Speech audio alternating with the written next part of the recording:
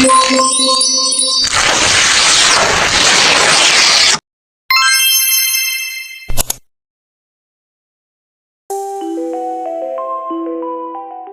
dampak positif dan dampak negatif kedudukan Jepang di Indonesia dari bidang politik, yaitu dampak positifnya yang pertama, dibentuknya BPUPKI dan PPKI. Saat itu Jepang menjanjikan kemerdekaan akan diberikan kepada Indonesia suatu hari nanti.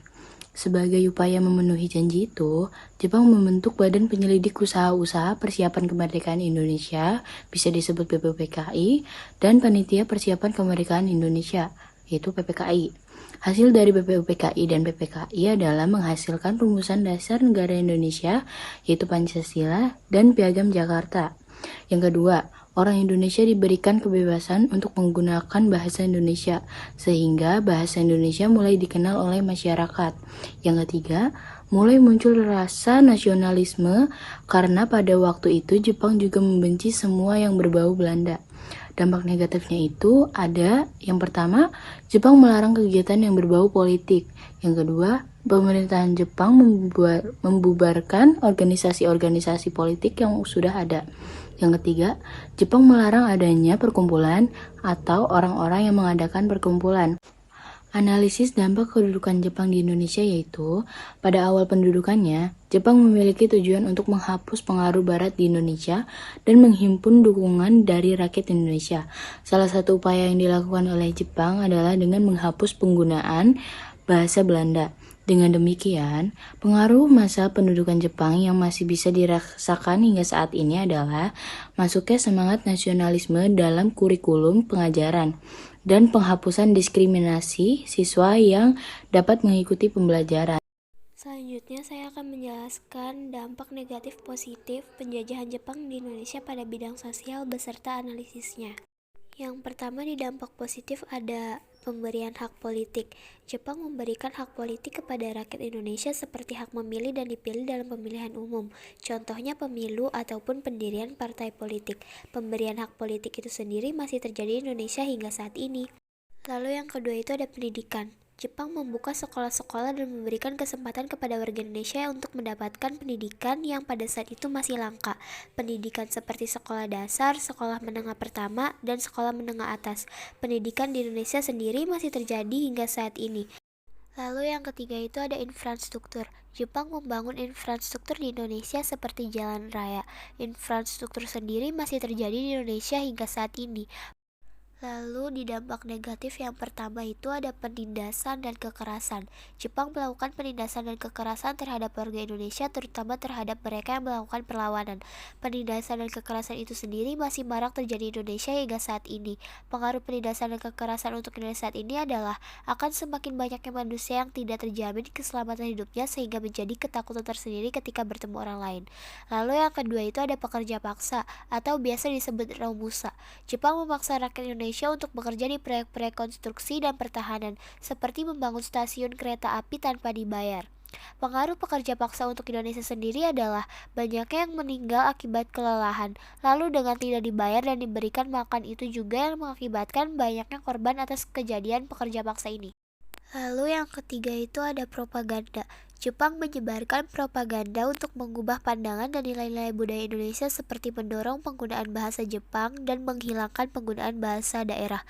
Propaganda di Indonesia sendiri masih terjadi hingga saat ini.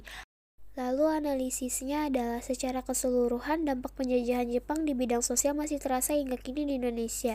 Dampak tersebut memiliki sisi positif dan negatif yang perlu diperhatikan. Oleh karena itu, penting bagi kita untuk menghargai sejarah dan belajar dari pengalaman masa lalu agar dapat memperbaiki dan meningkatkan kondisi sosial di masa depan.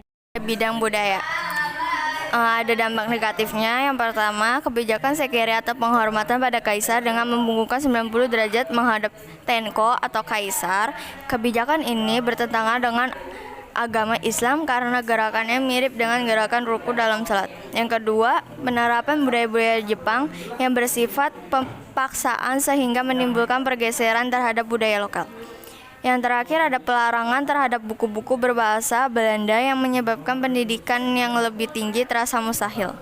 Dampak positifnya ada yang pertama, Jepang memberikan kebebasan kepada bangsa Indonesia untuk menggunakan bahasa Indonesia sebagai bahasa pengantar, bahasa komunikasi, bahasa penulisan, dan sebagainya.